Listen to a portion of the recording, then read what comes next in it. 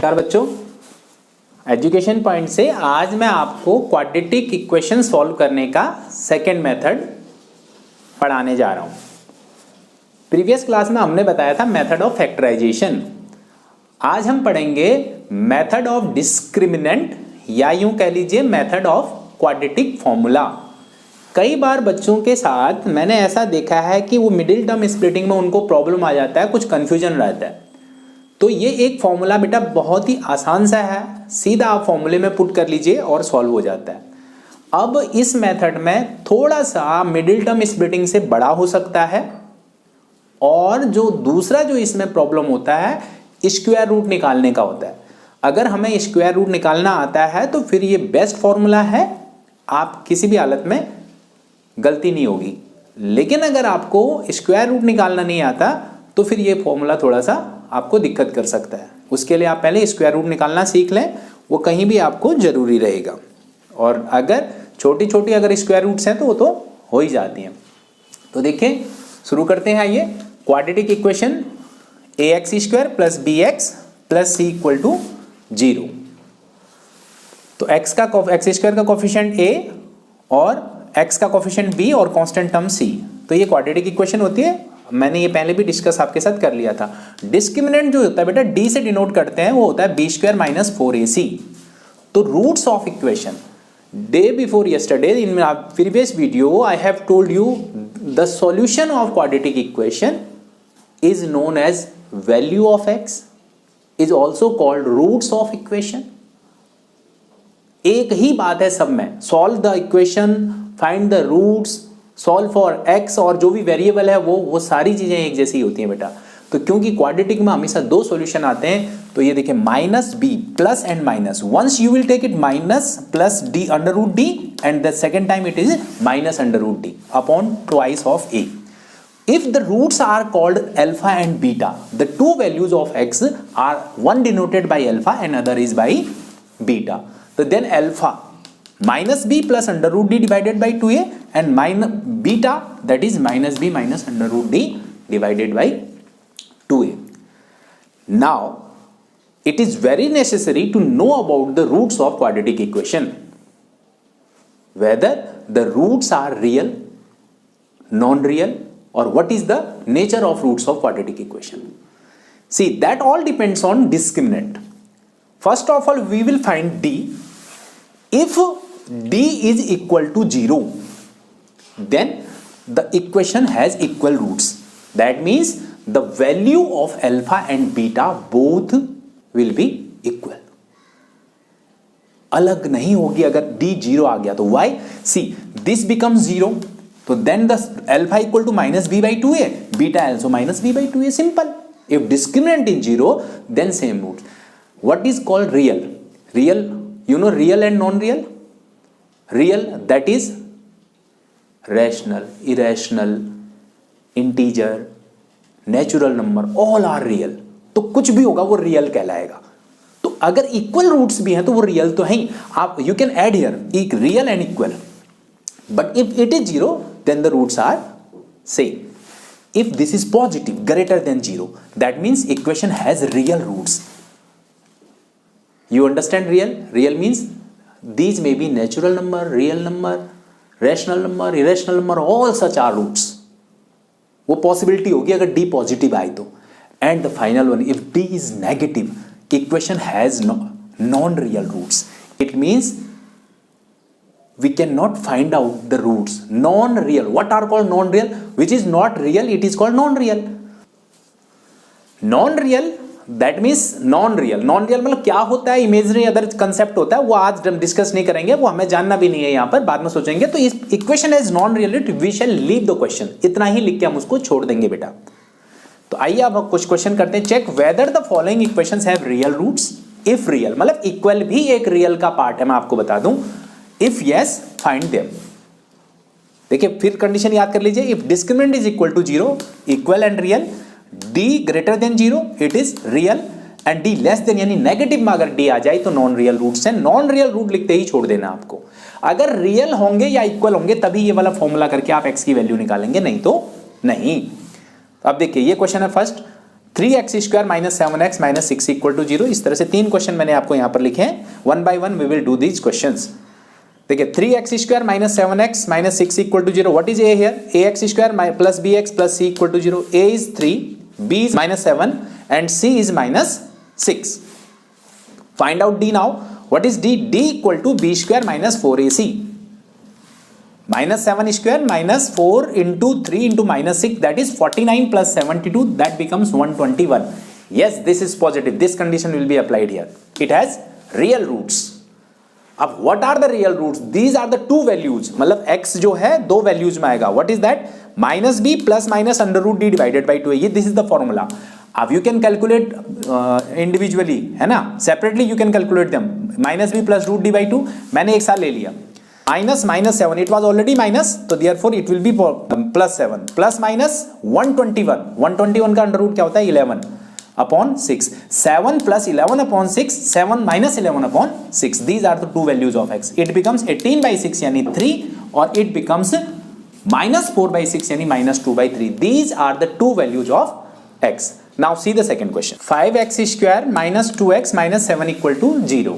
तो previous one की तरह ही a इक्वल टू 5 हो गया, b equal to minus 2 and c equal to minus 7. We have find out d, that is b square minus 4ac. It's minus 2 whole square minus 4 into 5 into minus 7.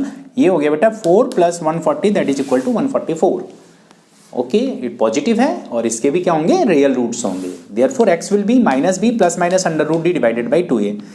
मैं बता दूं आपको कि आप इसको अलग अलग भी दो लिख सकते हैं, minus b plus root D divided by 2a, minus b minus root D divided by 2a। This is minus minus 2 plus minus under root 144 upon 2 into 5, क्या हो गया बेटा? प्लस 2 हो जाएगा, ये माइनस 12 प्लस माइनस 12, 144 का अंडर रूट 12 होता है, तो ये निकाल लिया। एक बार क्या किया? 2 plus 12 by 10, that is 14 by 10 यानी 7 बाई 5, और दूसरा हो गया 2 minus 12 upon 10, it is minus 10 by 10 यानी 1। तो x की दो वैल्यूज क्या आई बेटा? 7 बाई 5 एंड माइनस 1। अब आइए इस क्वेश्चन में, a इक्वल टू क्या है? 3, b equal to minus 5, c equal to minus 4, d equal to b square minus 4ac, that is 25 plus 48 यानी 73। अब इसका रूट नहीं निकलता, बट इट इज पॉजिटिव। देखिए इसमें रूट निकलता था। एक्चुअली बेटा मिडिल टर्म स्प्लिट इसका हो ही नहीं सकता, बट इसके रियल रूट्स हैं।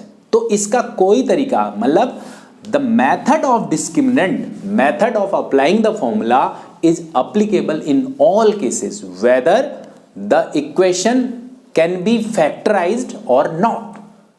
आप ये याद कर लीजिए, this is applicable in all cases, क्योंकि आप इसके प्रीवियस क्वेश्चन के आप फैक्टर भी कर सकते थे, इसके कर ही नहीं सकते आप, तो आपके पास एक ही अल्टरनेट है, यानी this is the universal method.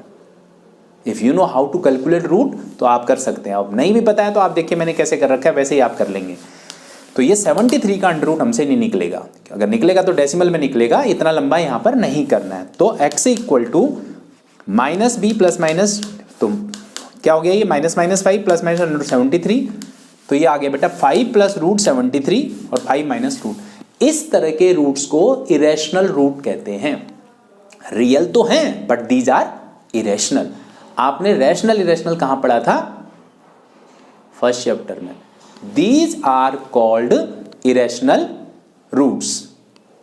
ठीक है, तो इस तरह से भी आप कर सकते हैं। हां, अगर डी आ जाए क्या? नेगेटिव, डी नेगेटिव आ जाए तो उस केस में आप उसको क्या कर देंगे? आगे सॉल्व नहीं करेंगे, नॉन रियल रूट्स लिख देंगे।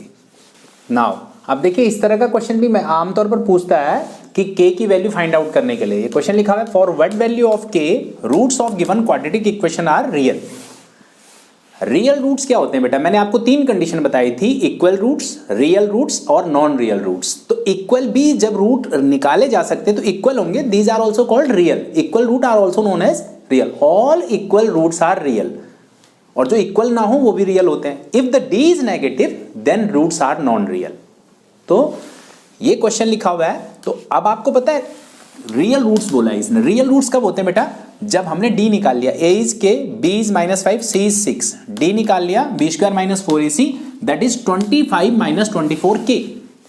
रियल रूट्स के लिए डी क्या होगा, या तो ग्रेटर देन 0 होगा और इक्वल होगा बेटा। This is 25 minus 24 k equal greater than equal to 0, 24 के उस तरफ गया, 25 ग्रेटर देन इक्वल टू 24 के, और दिस इंप्लाइज तो 24 के डिवाइड में आ जाएगा तो बेटा 25/24 ग्रेटर देन इक्वल टू के।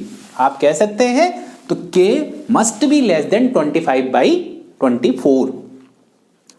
अब इसमें देखिए यहां क्या वर्ड दे दिया, यहां क्या था बेटा, रियल था, यहां क्या है, इक्वल है। Find the value of k if roots of quadratic equation are equal. तो see here a equal to 1, b equal to -2k, c equal to 7k minus 12। तो हमने d निकाला, क्या होता है d, b² minus 4ac। Put the values here, -2k whole square minus 4 into 1 into 7 minus k minus 12। तो ये बना बेटा 4k² माइनस 28k प्लस 48, इसको मल्टीप्लाई कर दिया, -28k प्लस 48। इक्वल रूट्स क्या है उसने, तो d क्या हो गया, 0 हो गया। तो 4k² minus 28k plus 48 equal to 0। 4 common ले लिया बेटा, 4 से डिवाइड कर लिया दोनों तरफ, k² माइनस 7k प्लस 12।